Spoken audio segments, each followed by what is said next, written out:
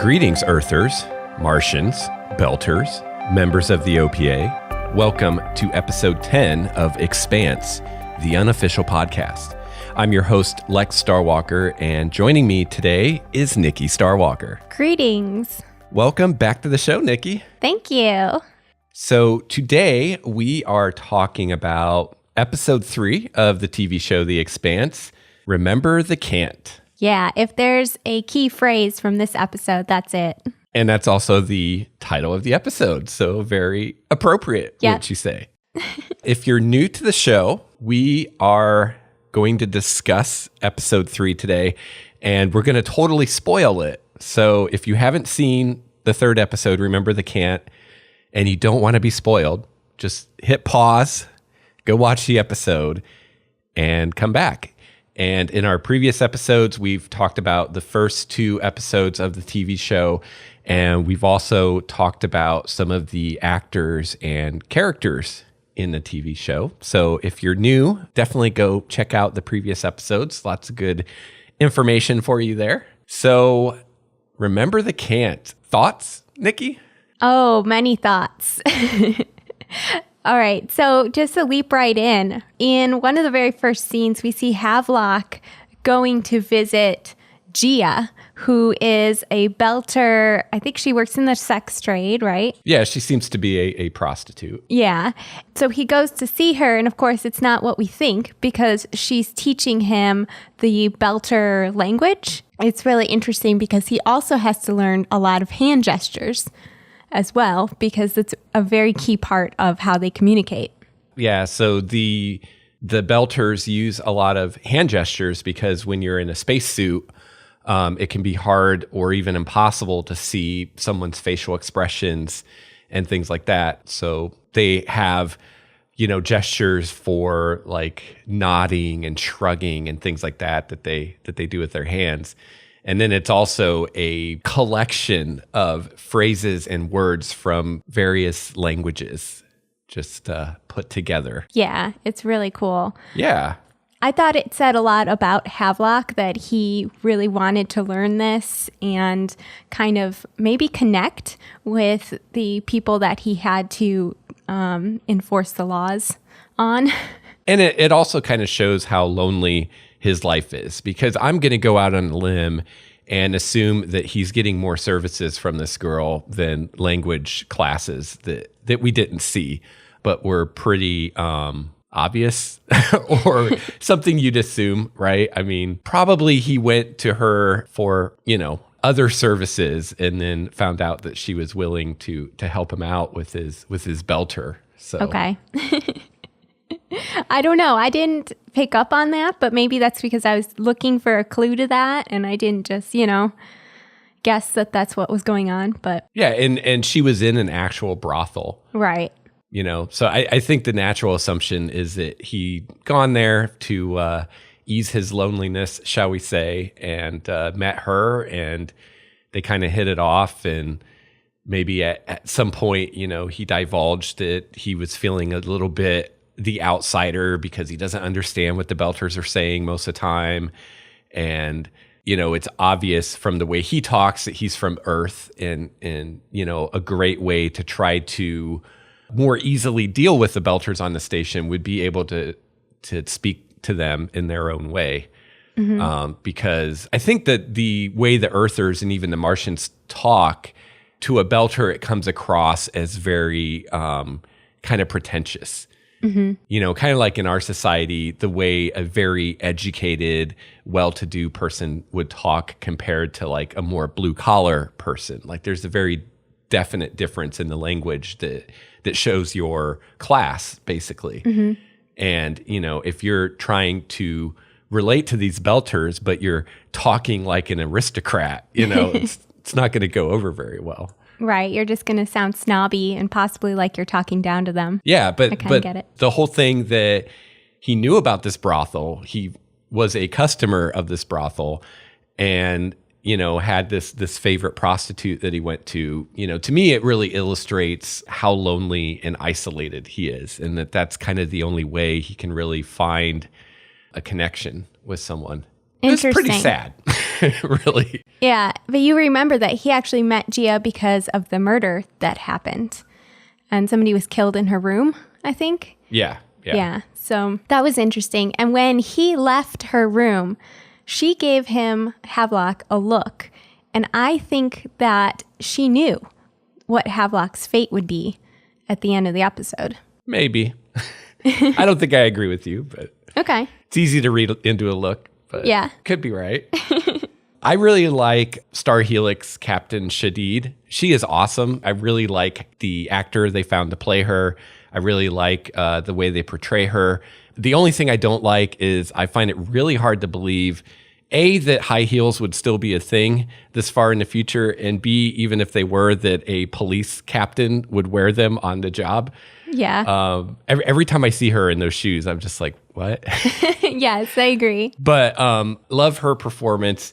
And I thought it was really funny when Havelock and Miller are approached by the Mormon, what do you call it?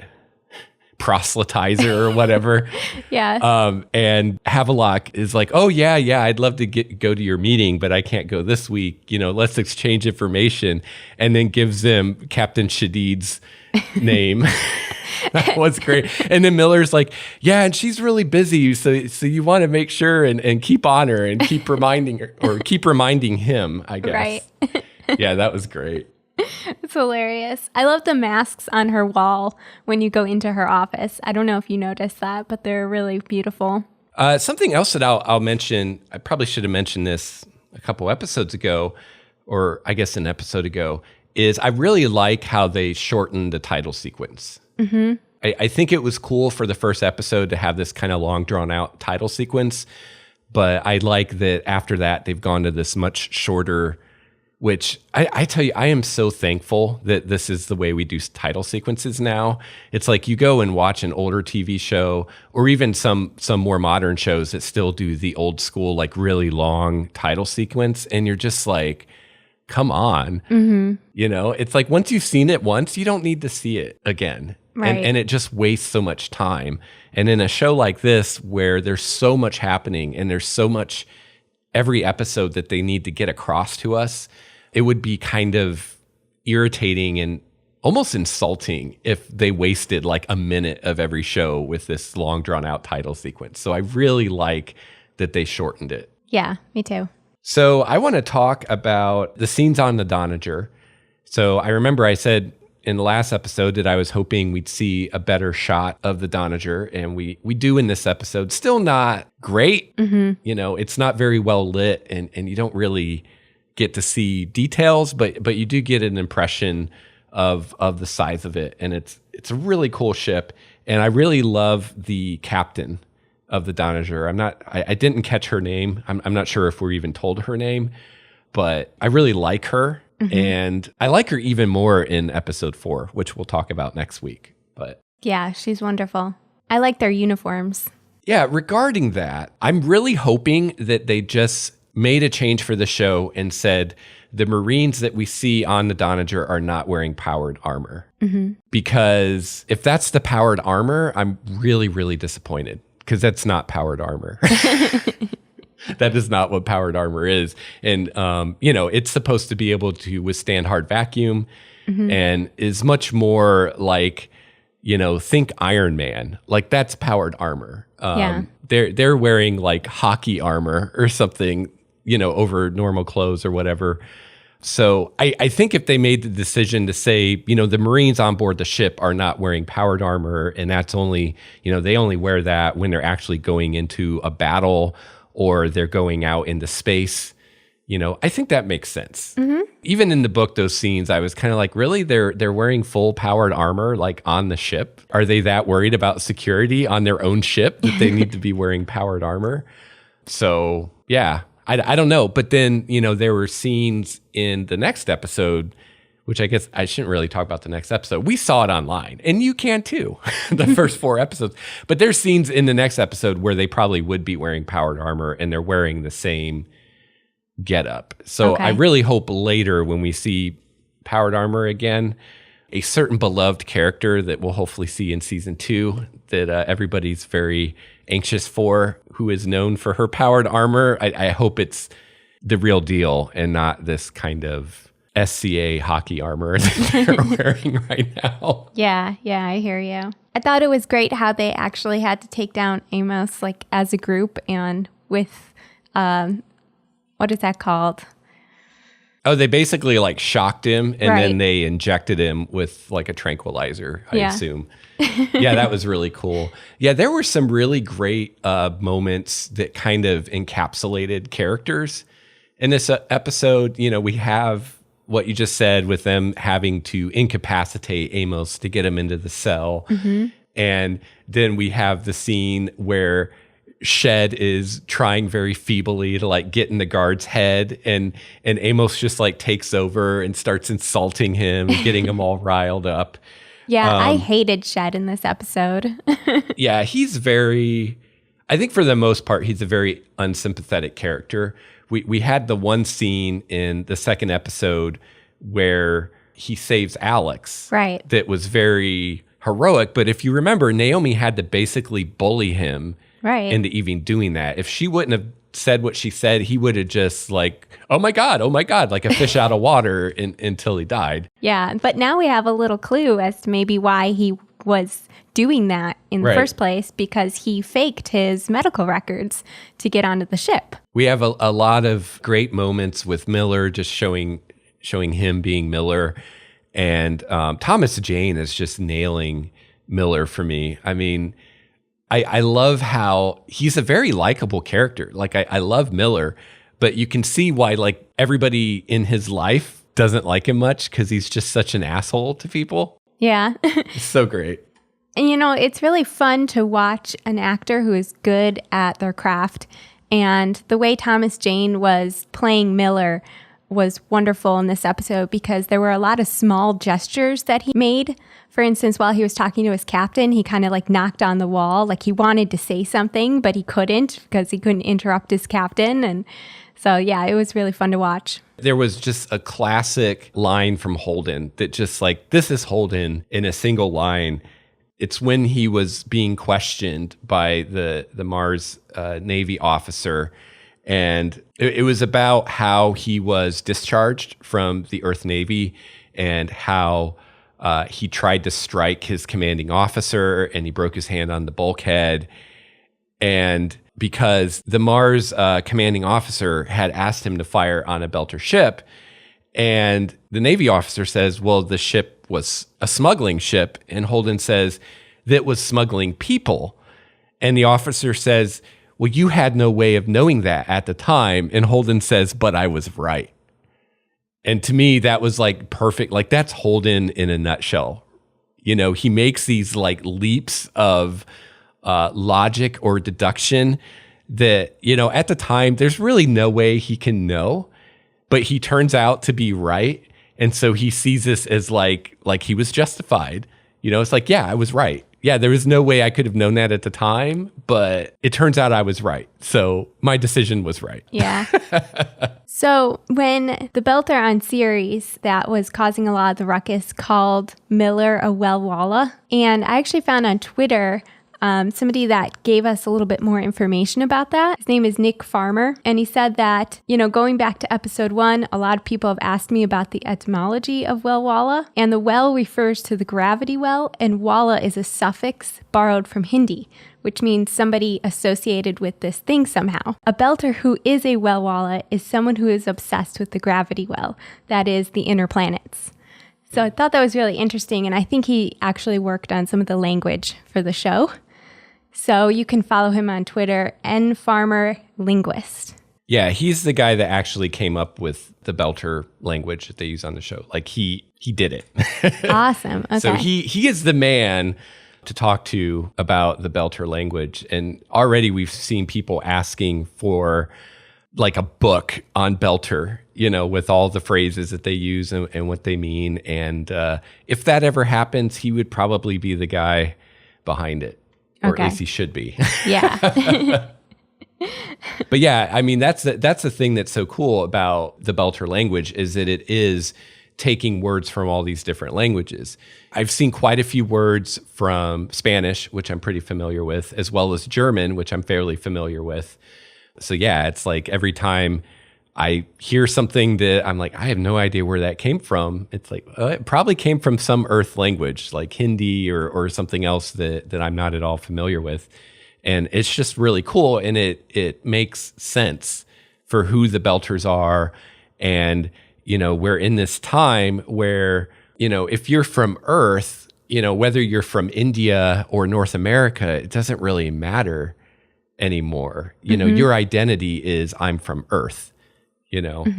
So it's really cool that these people in the belt that have come from kind of everywhere and built their own culture, that they have this language that borrows from all the different cultures that people came from. Like it just makes total sense. And that's how language works.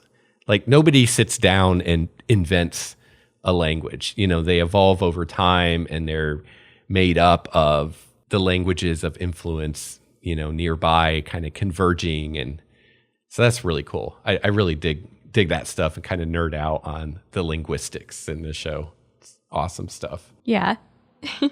I talked about, how I liked how they shortened the title sequence.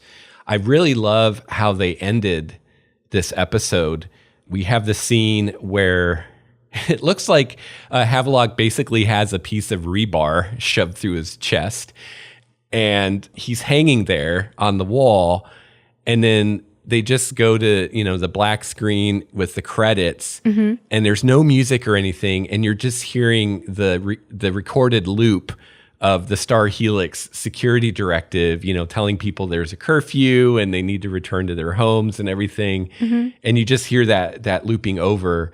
And I don't know, it was just like a great way to end the episode and kind of end it with this mood of, oh crap, something major just happened, but yet no one's really noticed. Exactly. And it's just life is normal for everyone. And no one even knows yet that this has happened. And oh my God, Havelock, is this the end of Havelock? Right. Is he dead? Is he, is he going to pull through this somehow? Like, we don't know. Yeah. And he's hanging on the wall just listening to this play.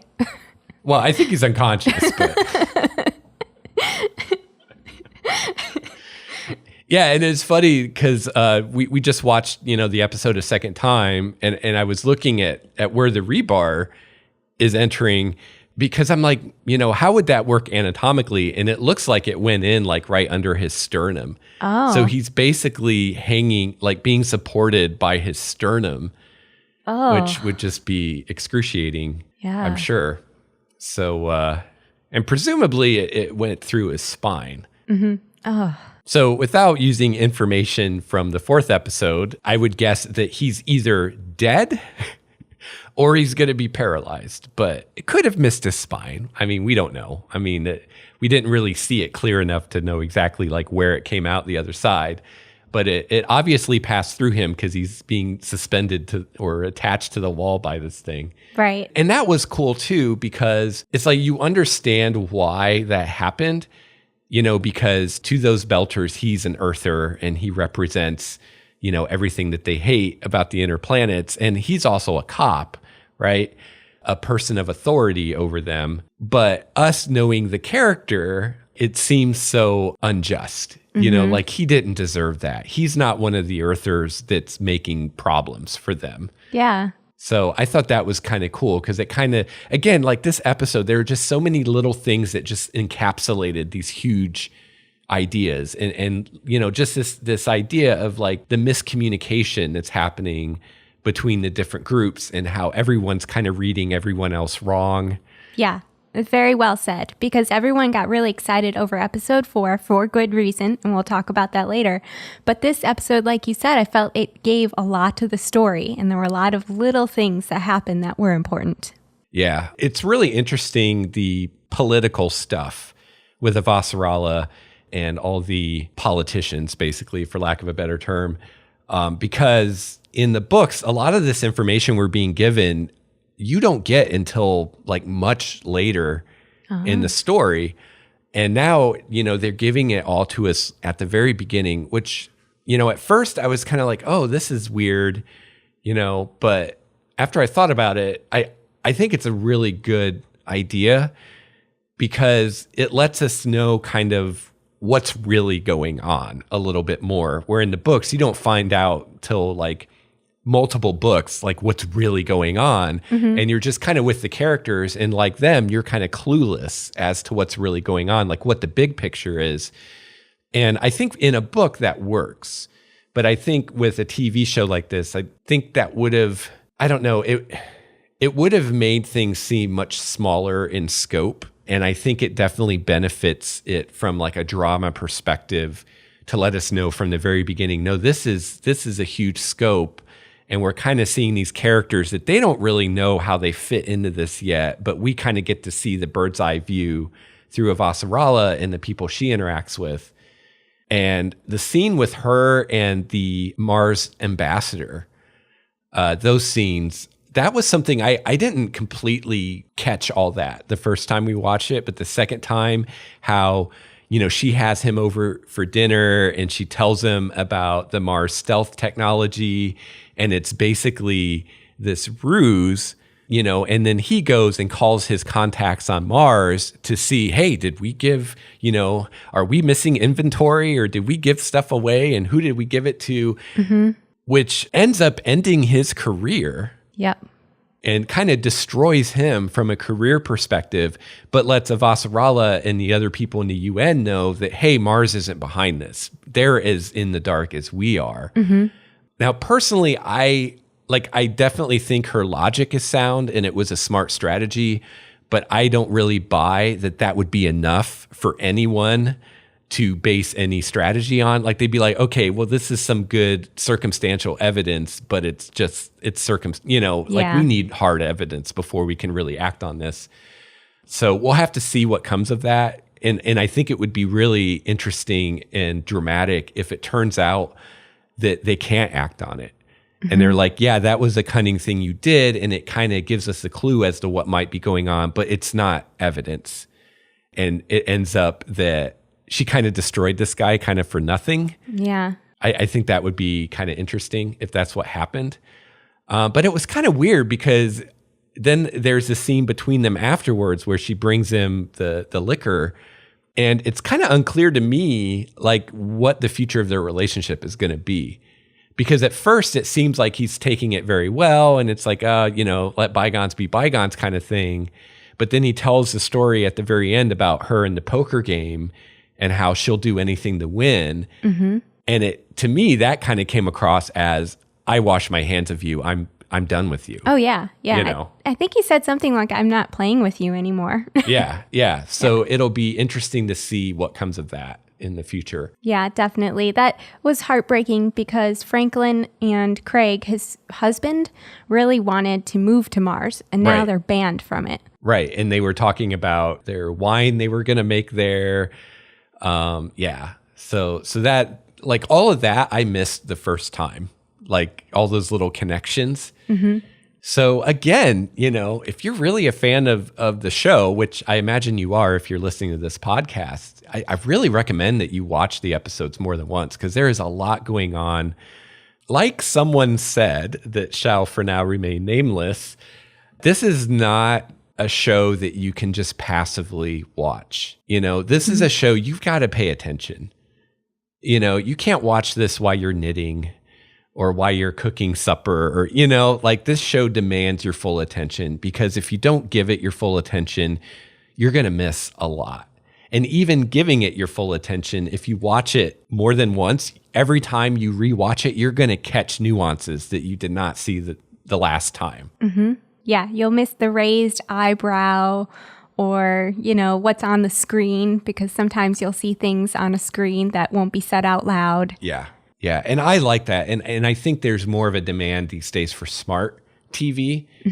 We don't want this dumbed down stuff anymore that we used to get. And yeah, I think it's great. So, Nikki, did you have a favorite moment in this episode? Oh, that's really hard.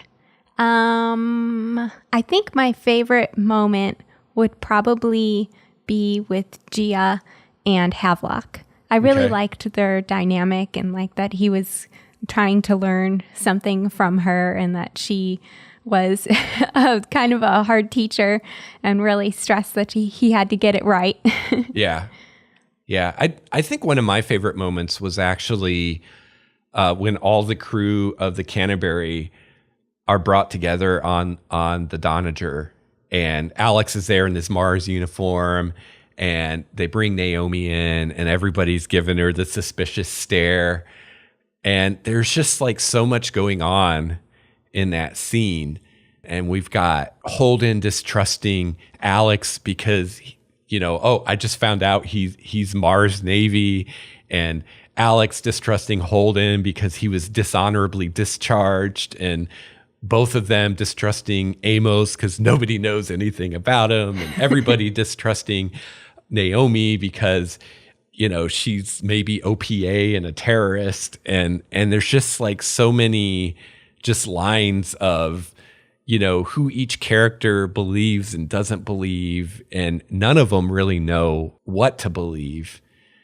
And I think it's interesting that I think in that whole scene, Amos is actually the one that had the most insightful statement, where he says, they'll say anything to get into our heads. Mm-hmm. And it's like, of all of them, he was the one that understood, like, they're using psychology against us. They're trying to turn us against each other so that one of us will tell them what they need to know. And I thought that was interesting, that of all of it, like, if you would have asked me who's going to be the one to figure out what's going on, he might have been my last guess. Well, no, Shed would have been my last guess. But I would have guessed Alex or Naomi or maybe even Holden, but I would not have guessed Amos. But it makes sense in his character that I think he's seeing it more from a tactical point of view. And so he sees the tactics that the Martians are using to try to get what they want. And he's not distracted by all the emotional, oh, I can't trust this person, or I can't trust that person. And I think he also probably has a bit of an edge because for whatever reason, we haven't been told this yet, but he obviously trusts Naomi like implicitly. Mm-hmm. So their whole like, oh, did you know Naomi's OPA and she's a terrorist? Like, it's not going to work on Amos because he probably didn't know, or maybe he did, but he doesn't care. Right. Either he knew and he doesn't care, or he didn't know, but he still doesn't care. Right. Because he has a reason. Naomi has earned his trust. And I feel like Amos is the kind of person that it's very hard to earn his trust, but once you do, like you've got it. Mm-hmm. And he's going to believe in you even if you do something that he doesn't understand. Mm-hmm. I just thought it's really cool. I love Amos more every episode. Yeah, definitely. I liked how Alex said something like, ever hear of a sleeper agent? And Amos goes, ever hear of a human shield? Yeah. And grabs him. Like, he didn't have to think about any of it. He just did it. Yeah. So, yeah, that's what we thought of episode 3. I'm a big fan of the episode. I know last week, Nikki, you said episode 2 wasn't quite as exciting as episode 3. Or episode 1, I would say episode 3 is even less quote unquote exciting than episode 2 was. We don't have much in the way of like action sequences. It's a lot of people talking at each other and whatnot. But, we're given a lot of information about the setting and the politics, and we see a lot more character from a lot of the characters. So I'm pretty happy with it. Oh, yeah. No, I thought it was a great episode. Yeah. And great setup for episode 4. Yeah. Which will be out, on Sci-Fi Channel and Space Channel next week. But you can watch the first 4 episodes on sci-fi.com right now. So pretty cool stuff. Yeah, do it. So that's going to wrap it up for us for this week for Expanse, the Unofficial podcast. We'll be back next week to talk about episode 4. And as hinted on Twitter, I do have an exciting surprise coming for you. Nikki and I do, but you'll just have to wait and see. Keep an eye on the feed. There might be an extra episode in the next couple weeks that you'll really want to hear. And that's all I'm going to say. So until next time, conserve your oxygen and your water. Resources are precious in the outer solar system. So long, and thanks for all the fish. Flip and burn, baby. flip and burn. Remember the Cant.